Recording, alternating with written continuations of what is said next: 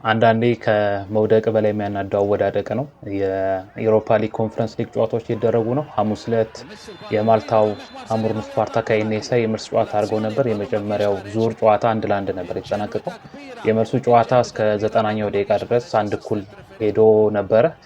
በተጨማሪ 5 ደቂቃዎች ግን ያልተገመተ ነገር ተከስቶ ነበር ሜዳ ውስጥ። የአምሩን ስፓርታው ተከላካይ ኳሱ የወጣ መስሎት በእጁ ነክቶ ድጋሚ ጨዋታዋን ያስጀምራል።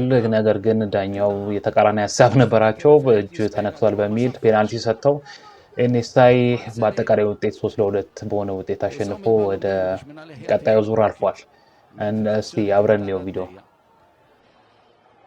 Ecco che nel particolare penalty. Naraw il-ripetizzjoni kif ħallew l-attaccant il-finta tal-goalkeeper. Deċiżament il-ballun jidher li kien qabeż il-linja.